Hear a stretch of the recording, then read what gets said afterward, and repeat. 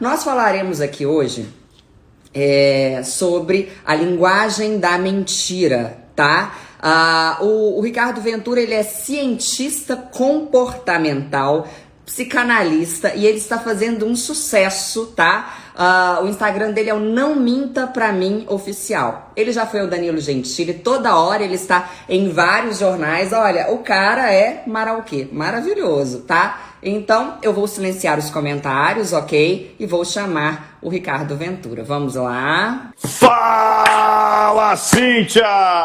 Tudo bem? Deixa eu Tudo bem aqui, com você? que eu tô meio testa. Minha testa é tão grande que ela não apareceu inteira aqui, meu Deus do céu. Pronto. Agora estou com a testa inteira aparecendo aqui.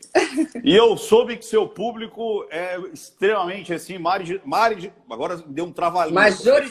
Majoritariamente, já estou com medo já estou com medo. Majoritariamente feminino, e o meu também, porque essa mulherada é muito da esperta, elas querem pegar todo mundo, né? Elas querem pegar os seus bofes, os seus pretendentes, os seus maridos, enfim. Isso Exatamente. É muito bom para cansadas. Se cercar de verdade. Então, se prepara, mulherada. Tá vendo esse coraçãozinho? Esquece o dedo no coraçãozinho. Fica assim, ó. Tipo assim, ó, porque cada coraçãozinho que você der, é verdade, esquece o coração, porque você vai compartilhar essa live com muitas pessoas. Cada coraçãozinho que você dá é um alerta que o Instagram dá. E o aviãozinho só para as amigas. Os aviãozinhos você manda... alerta para mulherada, gente. Tô cansada de ser enganada. Então esquece o dedo nesse coraçãozinho. Fica assim, ó, o tempo inteiro, que vai ser muito da hora. Estou aqui de peito aberto para contar todas as artimanhas aí do protocolo Ventura. Vou contar tudo para vocês, não vou esquecer de nada, para as pessoas saírem daqui sabendo como detectar aí mentirosos. Adorei. Ricardo Ventura, é um prazer inenarrável ter você aqui. Confesso que estou nervosa, porque eu estou com medo de ser interpretada, né? De você falar, você está fazendo isso, agora você está fazendo aquilo. Estou com medo, porque eu sei quão performática eu sou. Mas, enfim, comecemos. E eu tô com medo porque eu falo pílula, eu falo mendigo, eu falo mortandela, então estou lascado. Então, fechou. Os dois aqui com receios. Olha só, o que é a linguagem silenciosa? Show de bola. Então vamos lá. Nós temos a linguagem falada, essa, né? Sujeito, verbo, objeto direto, objeto indireto. Né? E tem a linguagem não falada, ou seja, todo o resto é a linguagem silenciosa. Então, por exemplo, entonação de voz é uma linguagem silenciosa? É, porque ela muda completamente a frase. Então vamos supor que eu dissesse assim, o Ricardo chegou à festa. Se comunicou, é uma comunicação. Ricardo chegou à festa. Agora, se eu falar assim, o Ricardo chegou à festa. O Ricardo chegou à festa. O Ricardo chegou à festa. Ricardo chegou à festa. Ou seja, a frase é a mesma, mas só com a entonação de voz, só com as minhas expressões, eu mudei completamente o sentido. E muitas coisas que a gente faz é inconsciente. Então, dentro da linguagem silenciosa, que são 7 aspectos, como eu mostrei, você tem a vocalização, que foi essa que eu fiz. Você tem as expressões, que é essa que eu fiz. Você tem a narrativa. Muitas vezes, depois eu vou dar umas dicas aí para a mulherada, a mudança de narrativa repentina é um indício de mentira. Né? A trajetória ocular, a unidade corporal. Muitas vezes, tudo que eu faço com o corpo, toques, cruzamentos, ombros sem querer, afastamento, aproximação, tudo isso indica comunicação.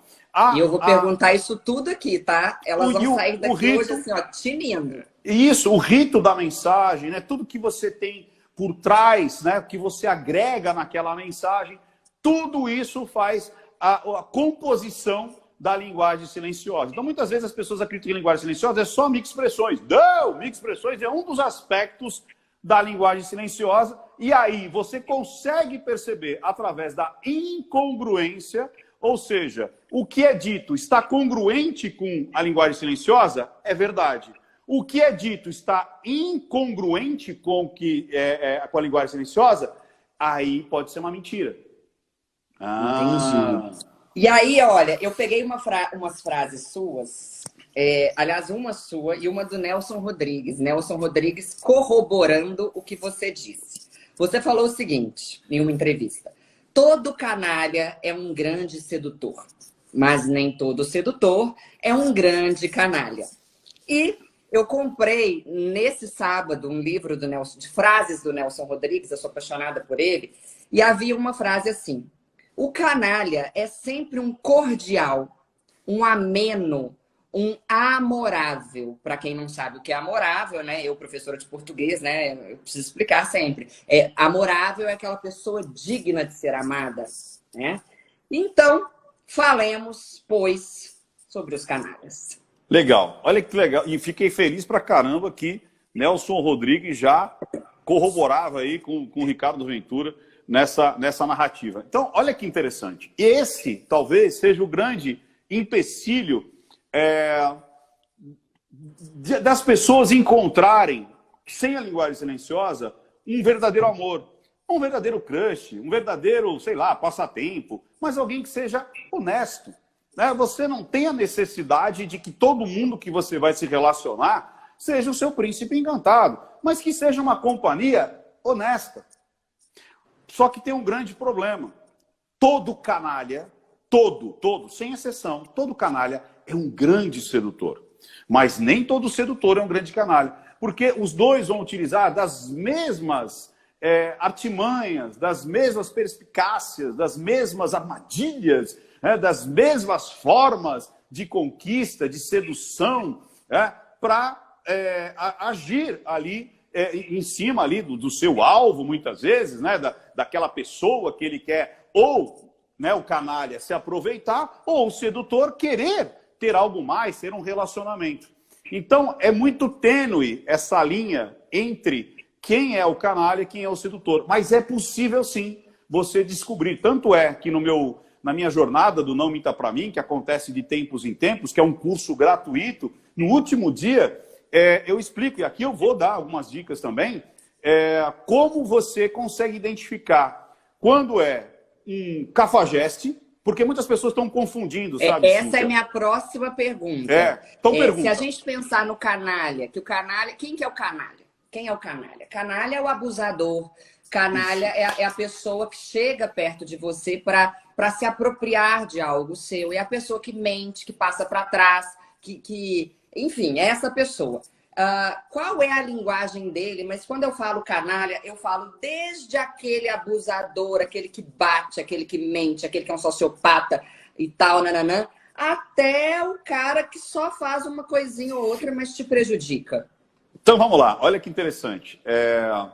Quando eu falo que eu divido em três, né?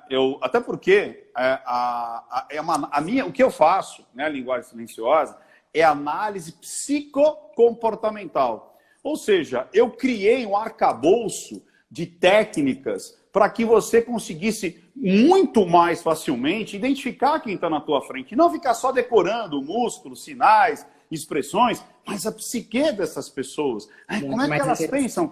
Como é que elas agem? Porque isso corrobora, isso ajuda, isso junta, né? Isso vai ao encontro daquilo que você quer, que é descobrir. Gente, que português maravilhoso! Olha, nessa frase ele falou corrobora, que significa o quê? Confirmar. E ainda usou a regência correta e usou o ao encontro de, né? Porque o ao encontro de, que é isso mesmo, é um encontro. Mas o povo fala, vai de encontro como se fosse ao encontro.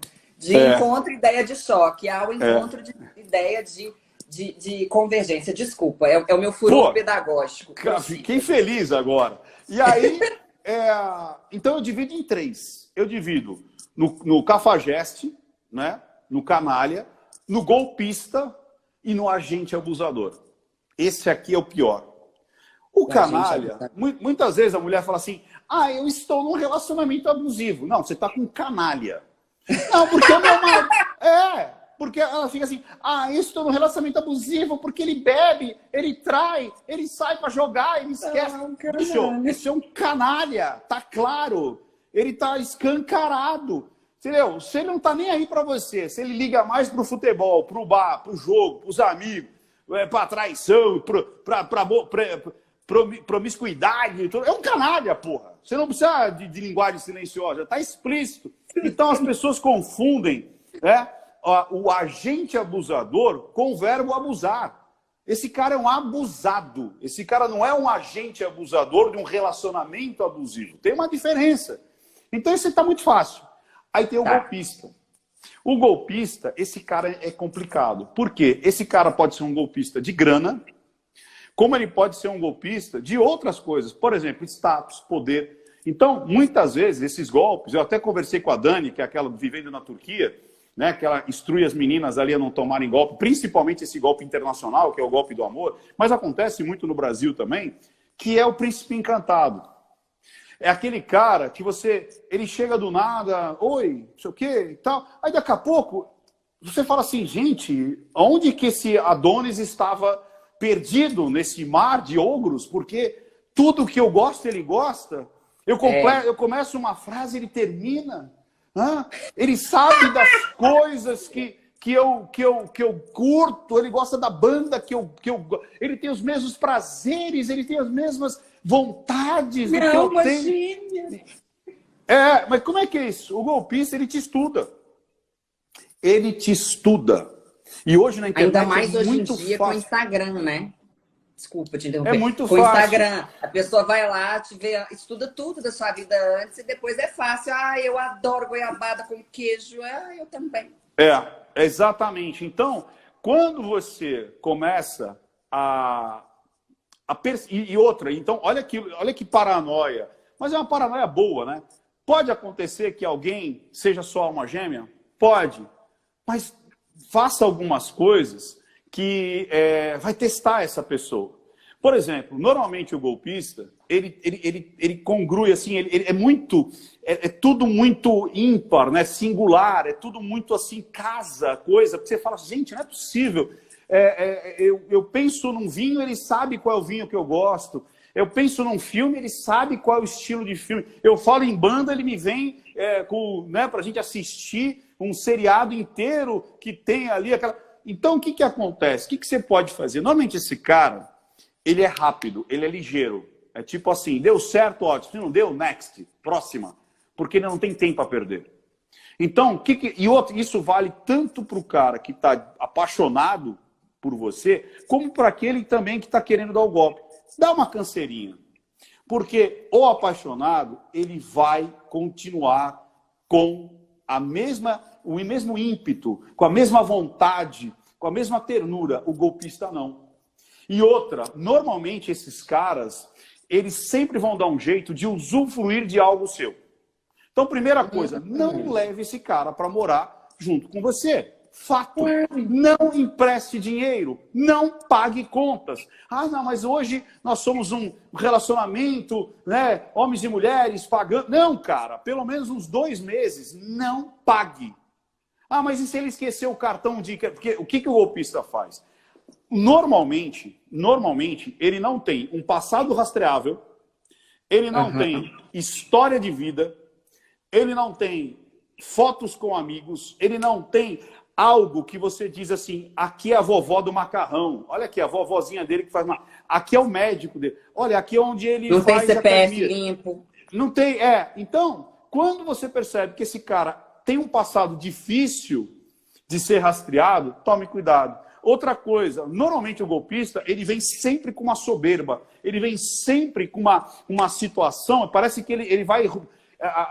A verborragia dele é sobre o que ele tem. Praticamente ele discorre o imposto de renda, que muitas vezes é falso. Então, o que você faz? Você quer Você quer usar a linguagem silenciosa para dar um... Opa, o que eu faço?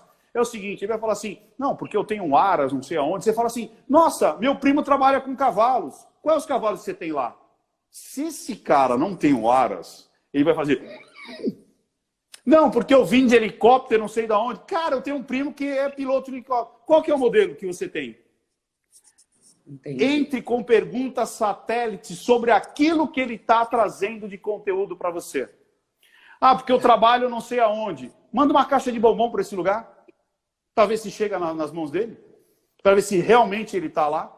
Chega, eu trabalho em tal lugar. Chega meio-dia lá para almoçar. Nossa, sem querer estava andando por aqui. Vamos almoçar? Esqueci o cara, porque muitos deles também tem essa. Nossa, muitos deles monstro, que tem um monte de dinheiro. Tô com 50 mil na conta, tô com 100 mil na conta, e dá um jeito de mostrar que tem uma grana. Aí ele fala, vamos viajar? Ah, vamos viajar, tá tudo pronto. Ele, vamos passar o cartão. Nossa, Bloco, não sei porquê, meu cartão não tá passando. Posso passar o seu? Aí você fica sem jeito, você fala, pô, o cara tem 100 mil na conta. Por que eu não vou passar o meu? O que você faz? Você fala assim, eu também não tenho cartão. Ou erra a senha 3 vezes para bloquear o seu cartão. Mas se for no... Maravilhoso. erra 3 vezes e bloqueia. Se no jantar, o cara vai no jantar e fala assim, ah, nossa, esqueci a carteira. Você fala, meu Deus, eu também. Entendeu? Dá uma de louco, ele dá uma de louco, dá uma de louca também. Você tem que dar um jeito de... Aí depois, mas Ricardo, se eu falar que meu primo é, não sei... Ah, é porque eu nasci em Catanduva. Cara, eu tenho uma prima que mora em Catanduva. Meu Deus, que coincidência. Se for mentira, ele vai gelar e ele vai sumir da sua frente e tudo mais. Agora, vamos supor que engate. Se engatar, e depois ele fala, pô, mas você não tinha uma prima em Catanduva? Você não tinha um primo que tinha um Mara? Você não tinha? Você fala, era mentira, eu estava te testando, bobo. Ah, e pronto. E tá tudo bem. E tá tudo bem. Agora, o agente abusador é o pior. Porque esse, o golpista, normalmente ele vem, abocanha e cai fora. Ou você percebe que ele é um encostado. O agente abusador não. Ele te escraviza aqui, ó. Esse é o pior. Esse é aquele que também ele chega como um grande conquistador. Só que aos poucos eu falo que é assim. Ele é extremamente gentil e 0 cavalo. Aí daqui a pouco são 10 elogios e nenhuma crítica. Daqui a pouco é 9 e uma crítica. É 8 e 2. É 7 e 3. É 4 e 6. E vai indo. Aí vai chegar uma hora que ele só te critica. E aí, normalmente, ele vai te criticar em cima daquilo que você mais gosta em você. Então, você é uma pessoa falante. Ele vai dizer, você é muito dada, né? Você é uma pessoa que fala com todo mundo. Nossa. Narcisista? Não fala alto. Nossa, você fala alto. Por quê? Nossa, que horrível. Você é uma pessoa que gosta de malhar. Ele vai falar assim, nossa, malhar é legal, mas vulgar, né? Tipo... fútil, né? Fútil, né? Tá malhando. É fútil, é muito fútil, é muito fútil. Você gosta de cozinhar, ele vai falar assim, olha, eu fiz esse camarão da moranga, ele vai falar assim, nossa, é gostoso, mas, puta, o rabo do camarão, ele sempre vai... Você gosta de cuidar dos filhos, fala assim, ó, teu filho, ó, tá aí, ó o que ele fez. Você tá todo cagado ali, ó lá. Você gosta de criar, olha aí como é que tá.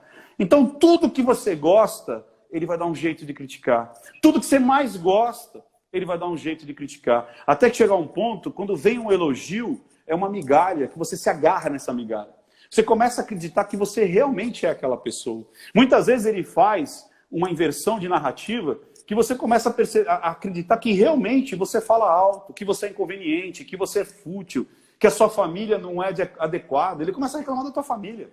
Ele gera por meio da linguagem, como que a linguagem é poderosa, né? Ele gera por meio da linguagem, no caso específico da fala, essa sensação de inadequação, né? E aí seria como se ele estivesse te fazendo um favor em ficar com você, né? Porque você é tão assim estranha que só eu para te tolerar. É isso aí, exatamente isso, que é a narrativa. E um dos aspectos da linguagem silenciosa é a narrativa. E você tem que perceber a narrativa. Tem que perceber o estilo da narrativa. Porque, normalmente, o golpista, o mentiroso, ele muda completamente a forma da comunicação dele. E aí você tem que ficar atenta. Porque se você não ficar atenta, você começa a achar que você é louca.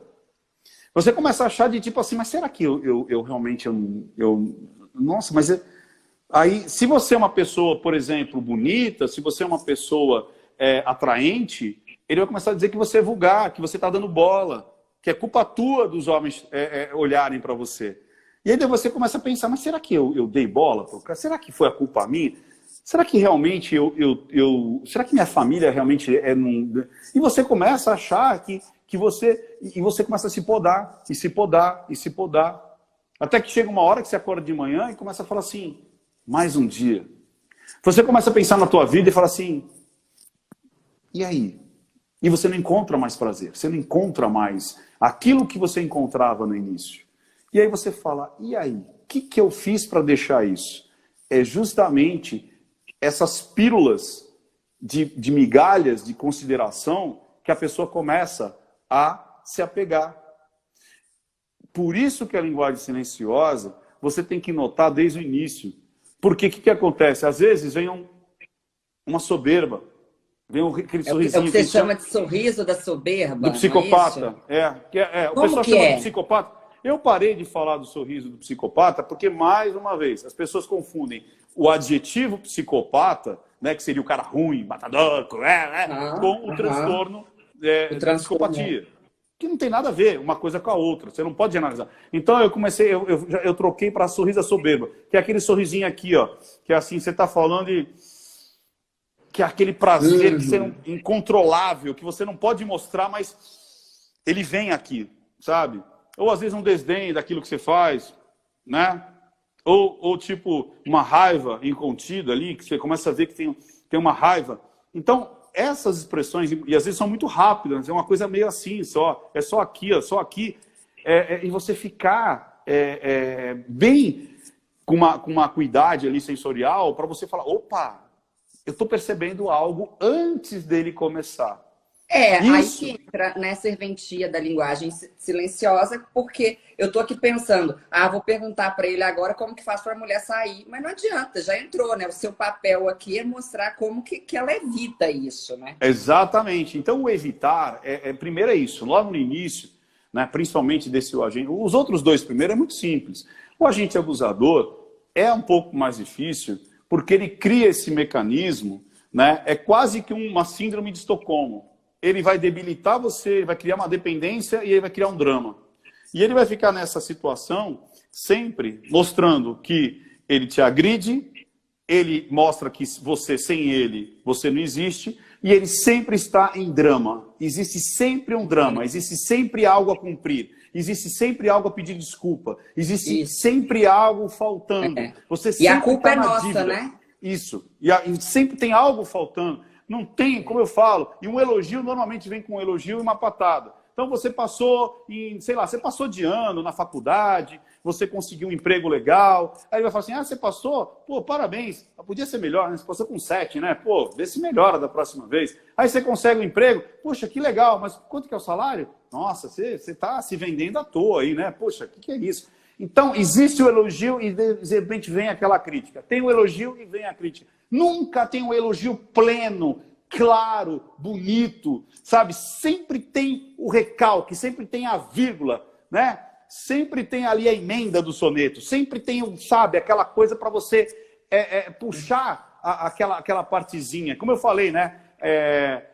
O camarão na moranga ali tá divino, mas ele vai achar a porra do rabo do camarão para dizer, vai porra, ter sempre uma conjunção adversativa, né? Um mas, porém, contudo. Olha só, mudando aqui um pouquinho de assunto, indo para um assunto um pouco mais divertido, mas não menos interessante, qual é a mentira que as mulheres mais gostam de ouvir dos homens aí no dia a dia? Olha, sabe, então, vamos lá, olha que legal isso. Eu gosto de dizer, eu acho que eu até fiz uma vez uma enquete lá no meu Insta sobre isso aí, né? Mentiras verdadeiras, né? Ou mentiras sinceras me interessam, né? Como já dizia Cazuza. Sabe o que acontece? As pessoas acreditam que a gente não vive sem mentira. É uma mentira. Por quê? Nós mentimos de 3 a 4 vezes a cada 10 minutos. Imaginou isso? A gente mente um monte de vezes. Por quê? Por exemplo, imagina você, sei lá, pede a comida e a comida demora 1 hora. E você está morrendo de fome, está irado. Entregador desgraçado! Eu estou morrendo de fome, tenho compromisso. Aí quando ele vai te entregar, ele fala assim, oi, boa noite, tudo bem? Tudo bem, boa noite. Olha, eu tive que você fala, não tem problema. Você encontra alguém no elevador, você está com aquela enxaqueca, está de TPM, a pessoa fala bom dia, você fala bom dia, tudo bem, está tudo bem. Tá nada. Aí você está com visita em casa, ela fala, vou embora, você fala, já vai. Nossa, tá cedo. E você está com o olho ali que está grudando. Né? Então tem várias mentiras. Você recebe um presente, você fala, nossa, obrigado, eu não precisava. E você fala assim, o que eu vou fazer com isso? Que merda é essa? Eu não sei nem o que é isso aqui. Entendeu? Então nós temos as mentiras sociais. Então existe essa mentira que é a cola social. Imagina você entrar, né, para visitar um amigo seu no hospital, o médico acaba de falar que ele está com um câncer terminal, e aí você vai falar assim, nossa, você está verde, o cara falou que você vai passar dessa noite. Não, você vai falar, tudo bem, você vai sair dessa, a gente ainda vai jogar bola, vai ser legal. E outra coisa, muitas vezes essa mentira acaba contornando, acaba transformando as vidas das pessoas, a história. Quantos times mudaram completamente o jogo porque o técnico, na hora do intervalo, falou um monte de mentira ali, que, não, eu acredito em você, você vai ser, você... E o cara se enche do ímpeto daquele negócio, daquela mentira que ele contou, e vai lá e vira. Então, a motivação pode ser uma grande mentira. Pode ser, que a pessoa acredita, né? Quantas guerras estavam ali perdidas, e o cara levantou a tropa e falou, não, você vai colher a próxima colheita junto comigo, e bate no peito, e pensa o que vai acontecer. E o Frank Viktor Frankl, psicólogo lá, que ficou preso no campo de nazismo, a cabeça dele, ele mentia para ele mesmo. Ele criava uma carapaça, uma ilusão de que aquilo não existia, que aquilo era um sonho, e ele ficava pensando nas aulas que ele ia dar quando ele saísse do campo de concentração para falar com os alunos dele sobre aquilo que ele estava passando. Então ele criou uma mentira para ele mesmo que potencializava aquela situação. Então, só tem dois tipos de mentira, as prejudiciais e as não prejudiciais. E aí, voltando à tua pergunta, quais são as perguntas que, de repente, as mulheres gostam de ouvir? Imagina que a tua esposa, né, tá ali fazendo um baita de um regime, ali, 2 meses fazendo regime, aí ele emagrece 3 gramas porque cortou o cabelo. E ela fala assim, e aí, emagreci? Você vai falar, não, você tá gordo igual. Não, você fala assim, tá indo, tá bom, porra, tá ficando legal. Você entendeu? E a pessoa... Então a mulher gosta de ouvir que tá magra, de um modo geral. Essa é a grande mentira. Você entendeu? E tipo assim, deixa eu te perguntar. Tem uma ruga aqui. Você fala, não tem nada. Não tem. Imagina, tá isso. Pele de pêssego. Você tá louca? Entendeu? Então, essas mentiras sociais, essa mentira para levantar a moral, essa mentira social, essa cola, não faz mal nenhum. A mentira prejudicial, essa sim, aquela que você quer tirar um proveito da outra pessoa, essa é a ruim, né? Então só tem 2 tipos de mentira. E como que, a parte que mais me interessa aqui, como descobrir que o namorado, que o marido... Gente, presta atenção, é agora, chama a amiga. O namorado, o marido e tal, saiu... Você descobriu, você acha que ele saiu, você acha que ele mentiu, falou que foi pro futebol e não foi, mas assim, conta isso que eu ia te perguntar, isso é uma seguidora, tá assim, é só olhar a chuteira dele, você tem, eu falei, não é isso. O que eu quero saber aqui é, olha pra cá, olha pra lá, coça aqui, coça ali, nananã e tal, por favor. Então, vamos lá, o que acontece? Existem algumas técnicas, porque a mentira, ela dá trabalho. Falar a verdade é muito mais tranquilo do que mentir. Por quê? Quando eu vou mentir, eu tenho que pensar em 4 Qs. Olha que loucura. Eu tenho que pensar em 4 Qs. Primeiro, o que aconteceu de fato? O que eu vou contar? O que essa pessoa está tendo de reação enquanto eu conto essa história? E o que eu estou passando de linguagem quando eu estou contando isso? Então, é muita coisa para eu pensar. Então, eu fico pensando nessa coisa tipo... você foi jogar bola? Fui jogar bola. Então, por mais que você treine, a sua cabeça está tão cheia de informação, que são os 4 Qs, né? O que aconteceu, o que eu estou contando, o que a pessoa está tendo reação com a história que eu estou contando e o que o meu corpo, o que eu estou passando aqui. Isso causa o quê? Estresse. E estresse deixa emoção, e emoção deixa rastro. Então, toda vez que você coloca uma pessoa em emoção, ela vai deixar rastros, que pode ser uma fisionomia, pode ser uma fisionomia de medo, pode ser o olhar que, de repente, em vez de ir para o lado ali, da onde você está lembrando de uma situação, você vai criar. Isso as pessoas podem, inclusive, fazer esse teste agora. Pega para uma pessoa que está perto de você e fala assim, alguma coisa que faça ela... Por exemplo, se eu perguntar para você... Cíntia, você lembra como é que foi quando você soube que você ia trabalhar na Forbes, escrever para a Forbes? Pronto, você foi lembrar, você acabou de lembrar, você acabou de olhar para a sua lembrança, você foi lembrar de alguma coisa visual, você foi lembrar de uma imagem, não foi isso? Uhum. Pois é, então, aí pronto, eu já tabulei que eu sei que para você a sua lembrança é desse lado e a criação é para o outro lado. Por exemplo, se eu falar para você, como é que seria você andando em cima de um dinossauro em Dubai?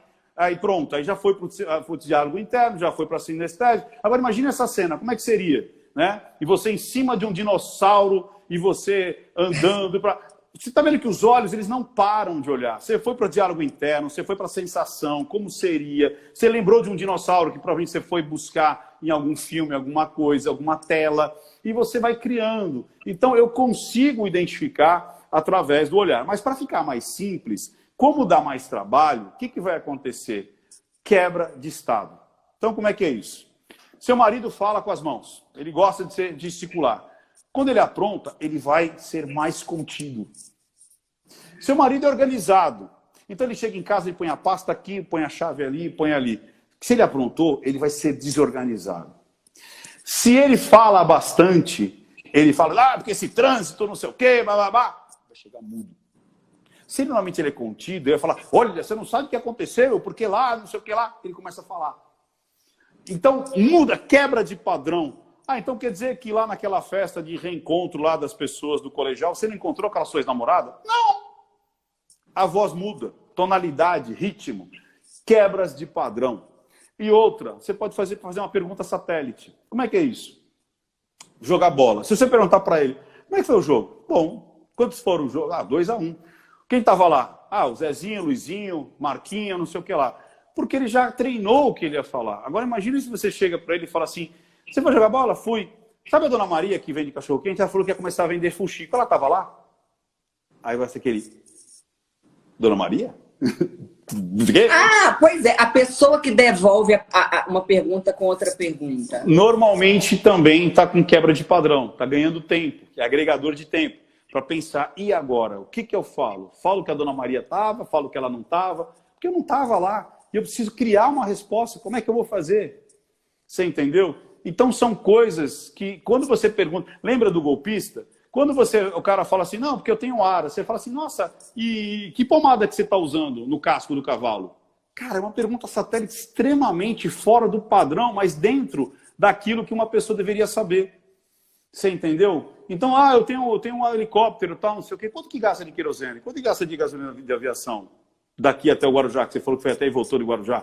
Então você faz algumas perguntas que a pessoa deveria saber se realmente ela está inteirada naquele assunto ou naquela situação que ela acabou de dizer que foi.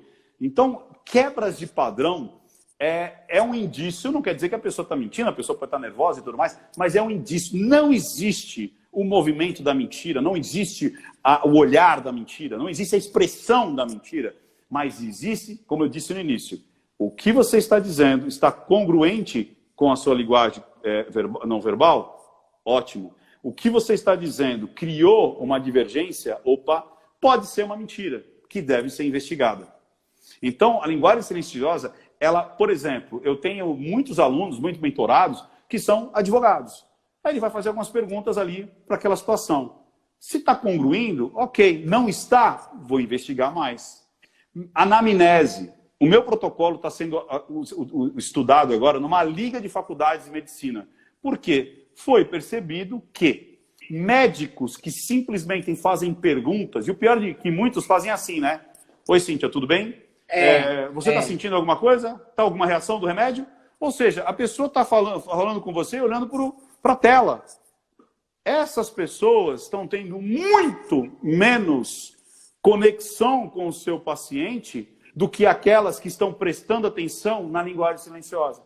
Então eu já tenho relatos, inclusive está criando um grande banco de dados científicos, de médicos, psiquiatras e psicólogos que utilizam da linguagem silenciosa e aqueles que não utilizam. Os que utilizam estão percebendo muito mais sobre os seus próprios pacientes e conseguindo clinicar, ou seja, porque a clínica é soberana. Não adianta só eu perguntar e não entender o que está acontecendo, ou fazer exames laboratoriais. Eu preciso entender o que essa pessoa está me dizendo.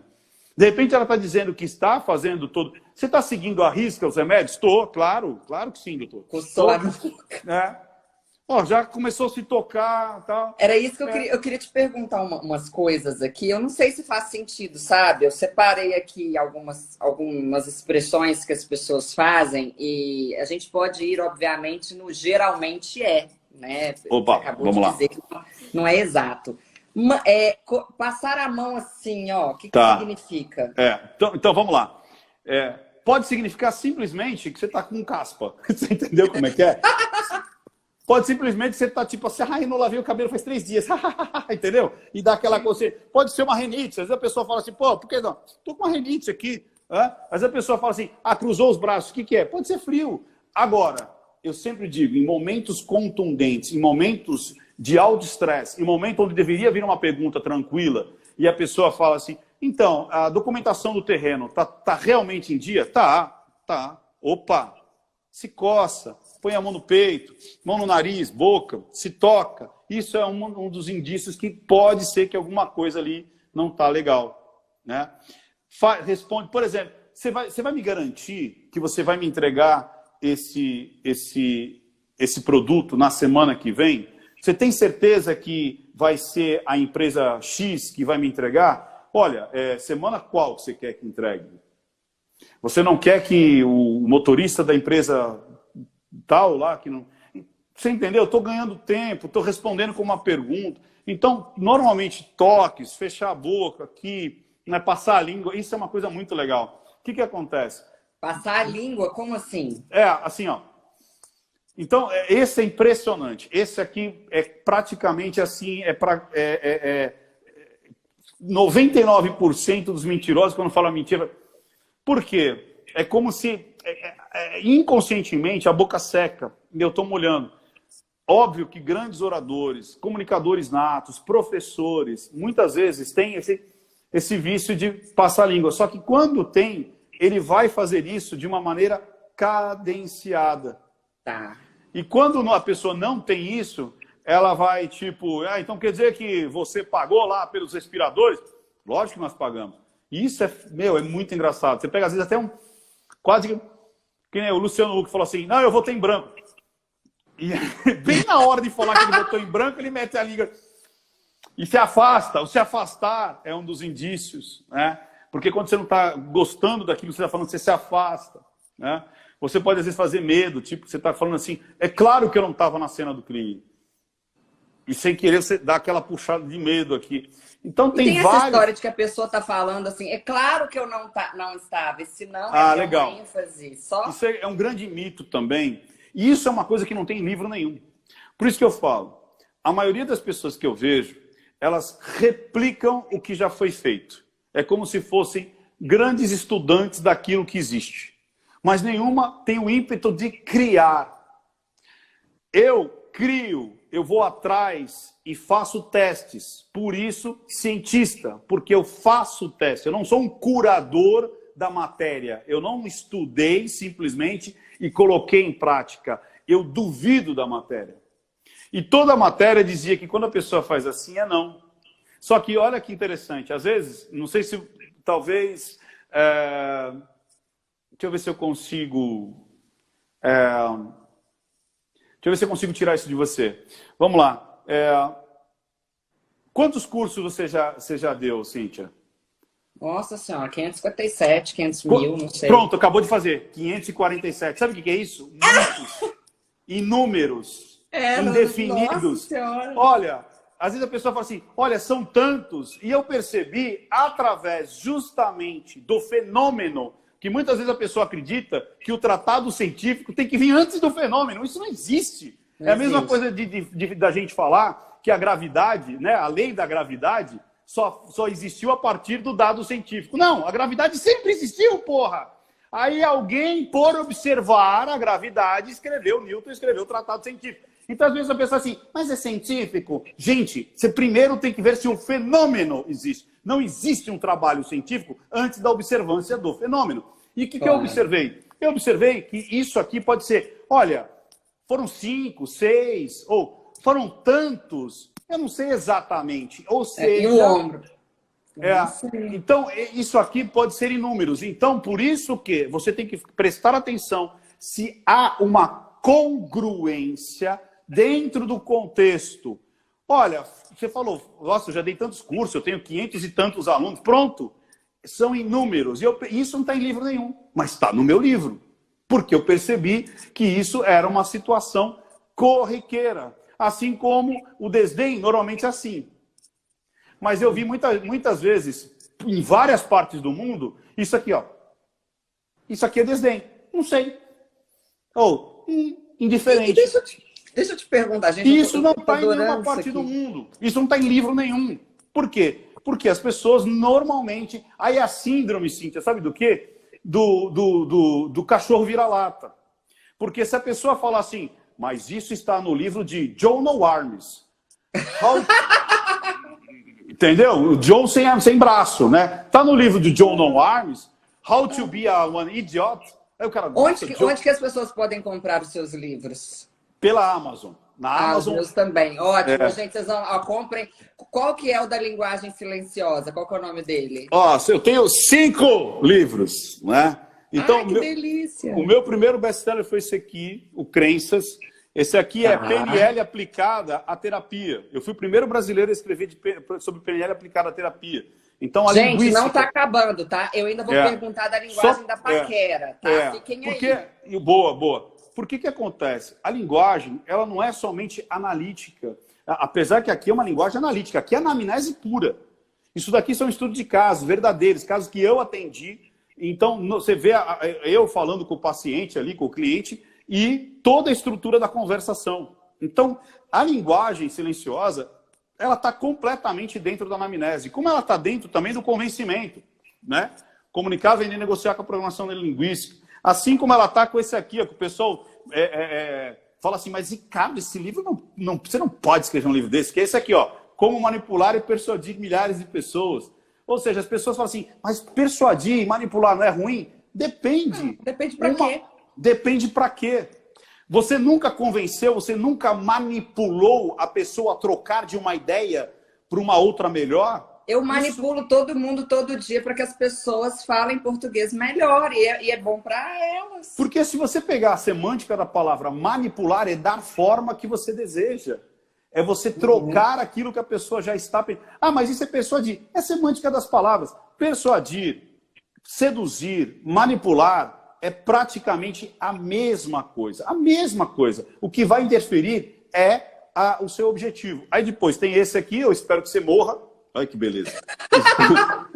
Esse eu espero que você morra e renasça até o final desse livro. Esse aqui é biográfico, então aqui conta a minha história, onde tem várias mortes em vida. Eu falo, triste é aquele que vai morrer uma única vez.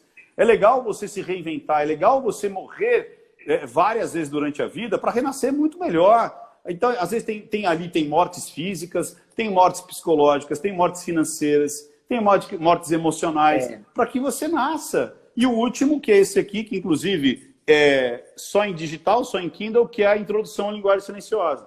Esse aqui, inclusive, é bem baratinho, esse aqui. Se eu não me engano, acho que ele está R$17, se eu não me engano. Está bem baratinho esse aqui, que é a Introdução.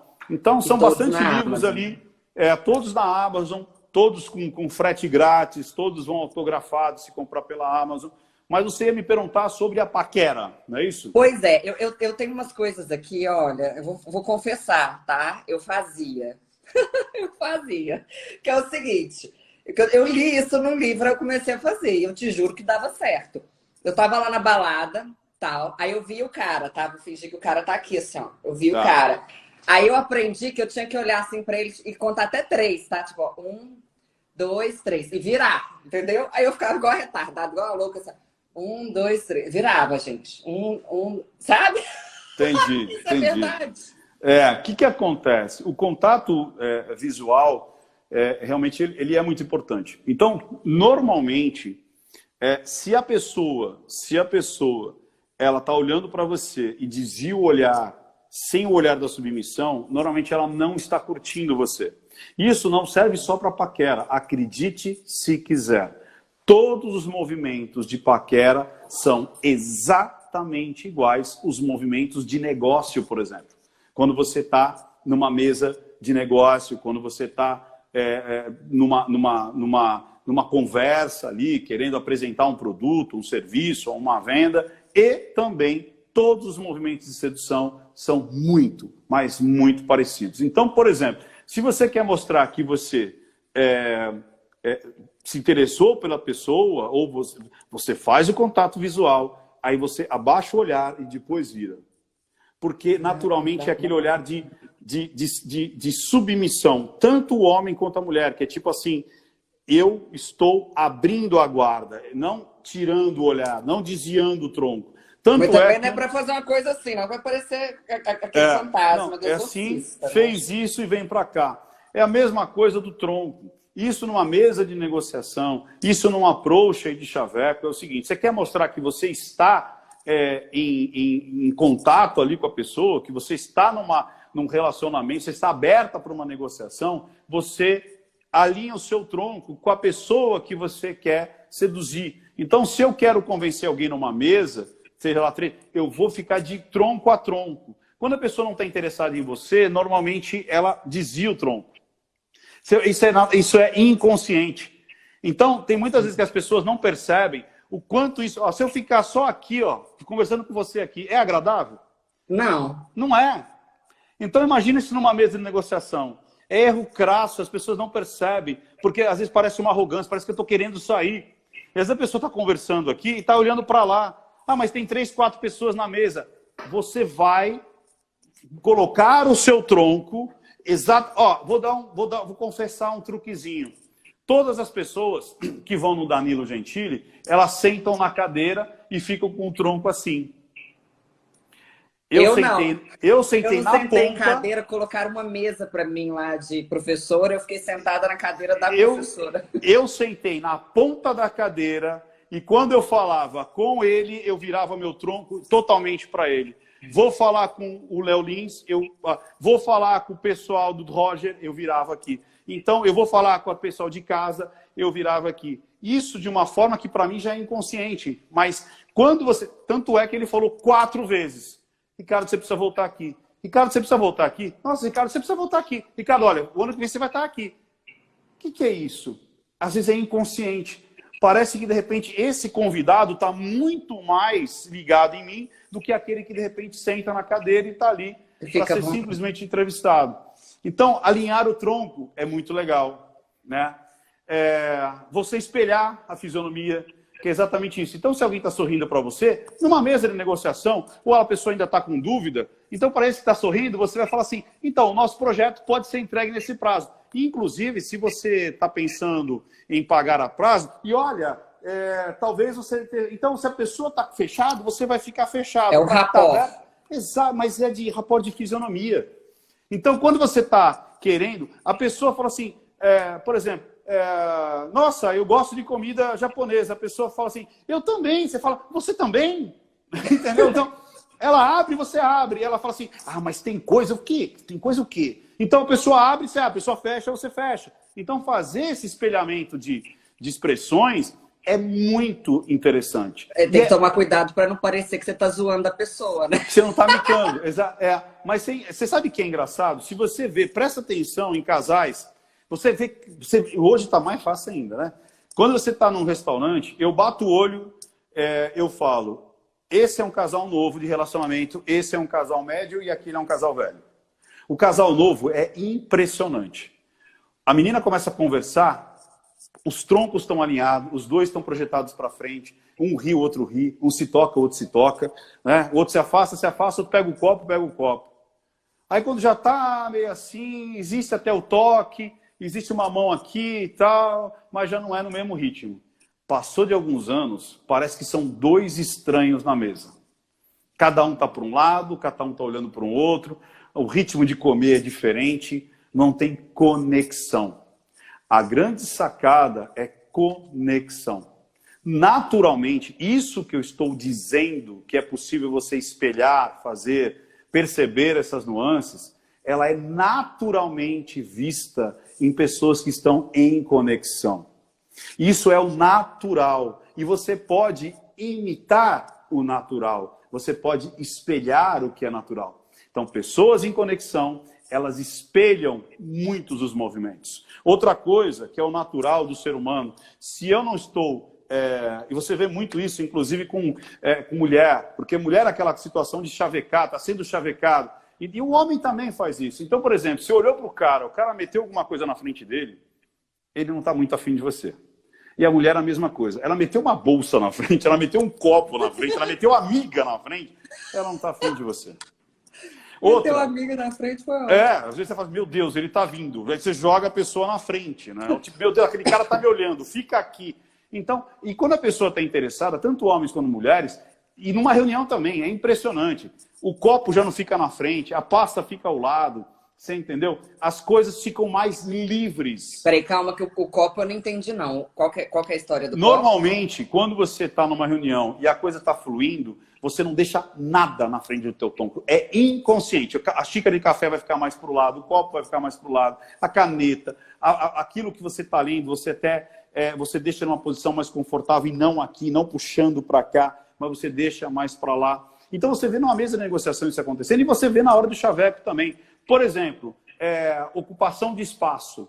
Se você quer ser vista, ou quando você está sendo vista, e você quer, eu falo que empina o peitinho, né? Você faz assim. Quando a gente vai ao banheiro para todo mundo olhar pra gente. E o homem faz o quê? O tronco. É aquela posição do super-homem, né? Normalmente ele pega aqui assim. Agora, se eu não tô afim de nada, eu encorajo, eu fico assim, como uma coruja. Então, o cara olhou para a menina fez assim, ó, botou o peitinho para baixo, ocupou menos espaço, porque ela não está afim de você. E vice-versa, é igual. Olhou para o cara deu uma fechada, é porque não tá no approach, não está na situação ainda de... A pessoa não te comprou ainda. Tanto no chaveco quanto numa mesa de negociação. É exatamente igual. Enquanto a pessoa está aqui, ó, você está assim, não sei, esse contrato, será? Vamos ver, vamos pensar. E quando a pessoa está acreditando, ela está aberta. Ela está muito mais com o peito, muito mais livre. Você não encontra nada aqui na frente. Até as mãos saem daqui para ficarem aqui. As mãos embaixo da mesa, por exemplo, indicam que você ainda também não está confiando na outra pessoa. Porque isso é dos tempos imemoriáveis. Esconder as mãos é um ato de tipo assim, de proteção. Eu posso ter alguma coisa na minha mão, posso ter uma flecha, posso ter uma pedra, posso ter um pedaço de pau. Agora, quando eu mostro as mãos, é porque eu estou... As pessoas, às vezes, elas não pensam nisso. O que é esse ato aqui, ó, de você fazer assim, ó, que é universal? Sabe o que é isso, esse cumprimento aqui que você faz? É mostrar que você não tem nada nas mãos. Eu não tenho uma pedra, eu não tenho uma arma, eu estou com as mãos limpas. Eu estou sem nada. How? Eu estou mostrando a minha mão. Né? E isso vem desde os tempos imemoriáveis, os tempos da caverna. Então, toda vez que uma pessoa esconde as mãos, inconscientemente eu não estou ainda confiando em você. Agora, a pessoa mostrou as palmas, eu já estou confiando em você. Palmas da mão, em cima das pernas, por exemplo, em cima do joelho, é a mesma coisa. Você mostra as mãos inconscientemente. Mas, Ricardo, se a pessoa estiver nervosa, mas, Ricardo, se a pessoa for tímida, mas, Ricardo, é o contexto. Lembre-se, linguagem... E uma audiência? Desculpa te interromper. A pessoa está na audiência, ela quer transparecer tranquilidade. O que ela tem que fazer? A primeira coisa é, se a pessoa quer parecer a tranquilidade, se ela precisa parecer essa tranquilidade, é treino. Acredite se quiser. Tudo que você vai fazer em comunicação é treino. Ou seja, eu quero me dar bem ali na audiência. Treine, mas treine de verdade, em tempo real. Olhando para o espelho? Onde eu vou sentar, como eu vou sentar. Entendeu? Como eu vou olhar, o que eu vou responder, quais as perguntas que podem acontecer. E isso serve para uma mesa de negociação. Uma coisa que é muito legal, que está nesse livro aqui, eu acho que no Comunicar, Vender e Negociar com a Programação Linguística. Eu sempre falo, uma negociação é um teatro. Quem acreditar que você... As pessoas se assustam quando eu falo isso. Quem negocia na hora da negociação vai sair perdendo. Grandes negociadores treinam a negociação antes, para saber exatamente... Qual o valor máximo que vai pedir, qual o valor mínimo, qual o valor do meio, o que eu vou dar de contra-argumento, o que eu vou responder se tiver essa pergunta. Então, grandes negociadores não negociam nada em cima da mesa. Grandes sedutores não arriscam a sua noite naquela noite. Ele treinou antes. Ou seja, treine o que você vai falar, treine como você vai olhar, treine qual seria o papo que você vai levar. Treine as respostas que você daria. Quanto mais você treina, mais fácil fica. A vida é assim. Quem são os grandes esportistas? Porque treinaram bastante. Quem são os grandes jogadores? Porque treinaram bastante. Quem são os grandes professores? Porque deram muito tempo de aula. Ou seja, quanto mais você faz, mais fácil fica. E as pessoas acreditam que é dom, e não é. Comunicação é treino. Tanto a comunicação verbal quanto a não verbal. E essa que você falou do espelho é muito importante. Porque às vezes a pessoa... eu tive uma vez uma mentorada, uma aluna, que ela queria, ela é uma grande empresária, ela tinha uma rede de franquias, eram 15 franquias, e ela falou, eu não consigo conexão com a minha galera, eu não sei porquê, eu palestro ali para ele, faço aquelas reuniões e tal, mas eu não consigo conexão. Eu falei, beleza, vem fazer meu curso tal, não sei o que, legal. Aí, na primeira, né, e é um grupo pequeno e tal, são só 10 pessoas, aí na vez dela apresentar, ela falou assim, então pessoal, olha, a gente vai ver aqui e não sei o que e tal. Eu falei, cara, só falta você dar um beijinho no ombro, porque sua cara é arrogante. Aí ela falou assim, meu Deus, mas minhas funcionárias nunca falaram isso pra mim. Eu falei, é óbvio que elas são suas funcionárias. Se elas falassem, sei lá, né, que isso ia acontecer. Eu posso falar. Então, às vezes a pessoa... Não... E ela não era arrogante, era uma pessoa extremamente carinhosa, extremamente bacana, solista, uma baita de empresária, amiga. Só que o olhar dela, ou seja, a linguagem não verbal dela, de olhar, ela de uma arrogância, e ela não percebia isso. E aí eu mostrei na filmagem, falei, olha você aqui. Ela falou, meu Deus, como eu sou arrogante. Eu falei, tá vendo? Entendeu? Ou seja, as pessoas não olham no espelho. As pessoas não se percebem quanto comunicadores. Então, às vezes, a pessoa tá ali chavecando, mas de repente a menina fala assim, nossa, ninguém chega em mim na noite. E ela tá assim, ó. Maravilhoso. Aí você fala, pô, como é que eu vou chegar naquela mulher? Ele é ator. Mas como é que eu vou chegar naquela mulher? A mulher tá com um rei na barriga, porra. Não tem um rosto ali da submissão, não tem um rosto de pode vir, tal. Porque o jogo da edição é isso, cara. Então fica com aquela cara daquela arrogância, da última cocada do tabuleiro da baiana, porra, como é que faz? Né?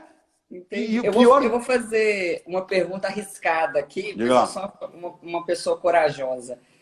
O que você viu na minha comunicação do início até agora? É aquele negócio, você é profissional da comunicação, né, Cíntia? Você é profissional da comunicação. Então você leva bem, você consegue, você vê que você que está coordenando as perguntas e levando a entrevista para onde você quer.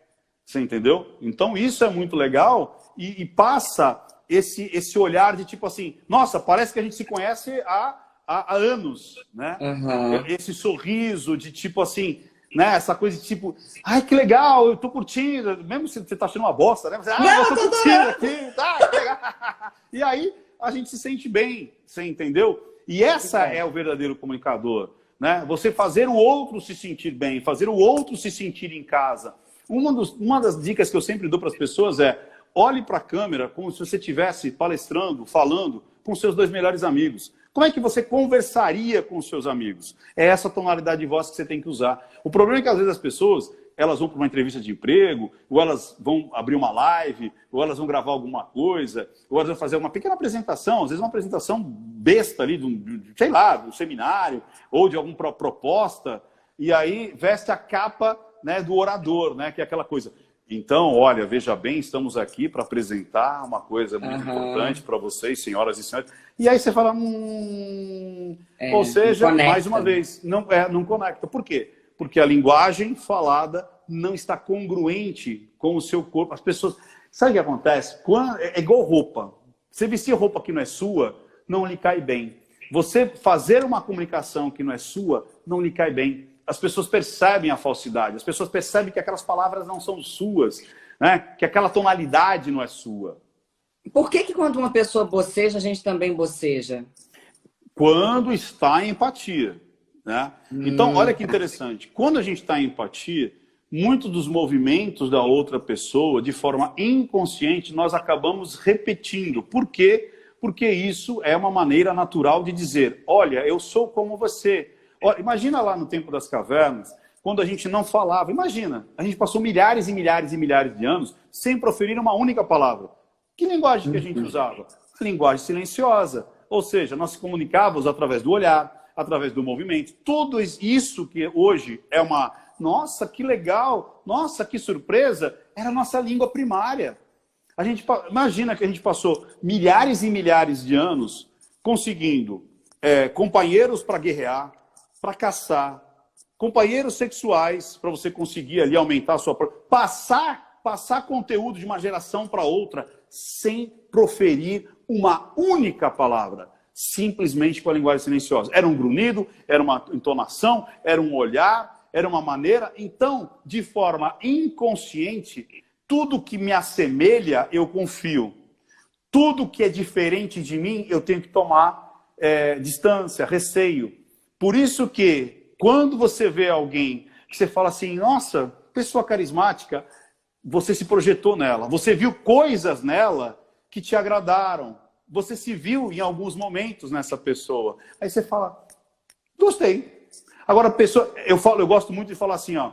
Já aconteceu, eu falo muito que as meninas têm essa situação, né? Que é assim, ó. Tá você e sua namorada, você, sua esposa, aí vem o seu amigo, né, com a esposa nova ou a namorada nova. Você nunca viu ela. Ela vem e fala, oi, e sai. O que a nossa esposa fala? É uma galinha. Aí você fala, meu Deus, mas ela só falou oi. Não, mas olha lá, olha o jeito dela. Eu conheço esse tipo. Com esse tipo aí, ó, piriguete, não sente frio. Aí, tá. E o pior é que vocês acertam. Né? Vocês acertam. E a gente, os meninos, como é que faz os meninos? É muito engraçado também. A gente tá lá, dirigindo, a gente se perde, aí a esposa fala, bem, você fala, a gente se perdeu, né? Vamos perguntar para alguém? Aí você fala, vamos perguntar para aquele. O que a gente fala? Não, aquele não. Mas por quê? Porque ele não sabe. Mas como não sabe? A gente nem perguntou. Não, aquele não sabe. Então a gente escolhe quem vai perguntar na rua. É uma loucura isso. A gente olha, não, vou perguntar para aquele ali, vou perguntar para aquele sabe.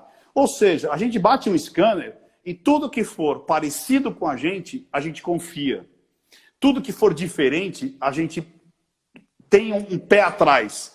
E esse parecido é o jeito de andar, é o jeito de olhar, às vezes é a roupa, às vezes é o estilo, às vezes é a forma, às vezes é empatia de pensamentos. Quando a pessoa está falando, fala, nossa, eu gostei do que esse cara falou. Pronto, entrou empatia. E aí, às vezes, o movimento acaba sendo muito parecido. Acaba ficando espelhado. Mas de forma inconsciente. Ricardo, eu vou entrar agora num bate-volta aqui, que é a parte, né, a nossa parte final.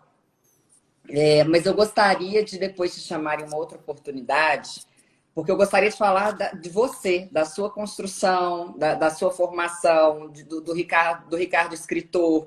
Eu sei que você amava o Tio Patinhas, eu também. Eu sei que você amava ler gibis, eu também. Muito. Eu te estudei bastante e adorei a sua história. A questão sua lá com o comércio, eu passei por uma questão semelhante e eu acho que eu tenho essa coisa boa assim para enxergar as pessoas devido a isso. Eu me identifiquei, você está falando de empatia, eu me identifiquei bastante. Então, numa próxima oportunidade, eu gostaria que você fosse o tema. Ok. Hoje tá o tema combinado. foi o seu trabalho, né? Mas, enfim, o que é esse bate-volta? Eu pego palavras que eu ouvi você falar, expressões da sua área e tal, e faço uma brincadeirinha meio assim, e você responde o que vier à sua cabeça, ok? Tá. Eu tenho Então, medo disso, que você não tem ideia. Mas vamos lá. Ô, gente, agora a gente que vai ler o Ricardo, tá? Jesus. Então, vamos lá. Estou traindo meu marido, mas ele acabou de fazer um curso com você. Para ele não desconfiar, devo aumentar a quantidade de Botox? Sim. Maravilha. Quem é mais dramatúrgica? A palavra dramatúrgica em si ou a Meghan Markle na entrevista com a Oprah? A Mega. Foi, né? Olha, eu vou te falar, eu vi aquela entrevista, eu falei, gente, mas não me desce, não me desce. Não vai acontecer nada que você não queira. É a maior mentira que os homens já falaram para as mulheres? Com certeza. Eu ia colocar uma outra frase aqui, mas ela é indecente, eu não tive coragem. Mas é sinônimo de não vai acontecer nada que você não queira. Se os homens falassem menos essas frases, a taxa de natalidade certamente diminuiria. O que é mais falso? Um falso cognato ou o choro do Fiuk? Gente, é o Fiuk, né, gente? O cara, porque eu que me deu o carro, eu vendi minha casa, mas eu quero ficar. Aí você fala, meu Deus, como é que o cara muda, né? A planta vira um, sei lá, vira um episódio, sei lá, enfim. Mas estava muito falso ali. A mentira tem perna curta. Nessa frase, o sujeito é letra A, simples, letra B, indeterminado, letra C, oculto, letra D, o meu namorado. Cara, eu acho que é oculto, né? A mentira sempre oculta alguma coisa, né? Tipo, Mas eu adorei a resposta, muito bem. O meu namorado se chama Cleison, mas em uma mensagem eu o chamei de Creison, que inclusive é o nome do meu ex-marido. Ato falho ou erro de ortografia? Não, erro de marido, né? Vai namorar um Bruno, Marcelo, João, pelo amor de Deus, né? Exatamente. O que é mais difícil? Identificar um sociopata ou fazer com que o brasileiro entenda as regras de uso do hífen? As regras, nem eu sei usar. Toda hora fala, tá com essa porra desse hífen ou não tá? Tirou, continua, que saco, meu. Duas reformas ortográficas em menos de 40 anos, né, gente? Ai, olha, gente, essas perguntas aqui da Meghan Markle, do Fiuk e tal, é porque eu assisti aos vídeos do Ricardo, no canal dele, Não Minta Pra Mim Oficial, e ele lá, ele desvenda as pessoas, é maravilhoso. Ricardo, última pergunta, a pergunta que toda professora de português faz, bem abstrata. Você pode responder o que vier à sua cabeça. Sujeito ou predicado? Predicado. Por quê? Porque é mais legal. Né? Sujeito é pouco, né? Predicado você tem um monte. Eu acho que predicado é legal, né? É um elogio. Predicado é uma coisa bacana. O sujeito pode ser ruim. O sujeito pode ser uma pessoa. Agora, predicado sempre é bom, né? Então, olha, gente, que interessante. Tantas pessoas passaram por aqui: Collor, Temer, Leda Nagli, Lacombe, enfim, pessoas como você, muito inteligentes e tal. E você, por lidar com a mente humana, por lidar com, né, com o que o sociopata faz, o que o psicopata faz, você foi o único até hoje que deu essa resposta. Olha que interessante. Caramba, sou o único que falou do predicado? Não, outras pessoas falaram, mas com essa justificativa de que o sujeito pode ser ruim, foi só o predicado você. Nunca é. Que interessante. Muito obrigada. Eu que agradeço. Se você quiser falar aqui alguma coisa sobre o seu canal, sobre o seu curso, você fica à vontade. Eu acho que as pessoas só têm a aprender com você. Não, só seguir. Segue no Instagram. Já que nós estamos no Instagram, é mais fácil. Vai pro Instagram, criatura! Então, eu vou fazer mais, então. Agora eu vou botar fogo no parquinho. Seguinte, vai lá no Instagram, Não Minta Pra Mim Oficial. O último post está falando dessa live. Eu quero que você escreva alguma coisa que você aprendeu aqui. E aí eu vou sortear um desses livros. E eu vou enviar para você autografado e grátis. Então vai lá, eu vou sortear uma das pessoas.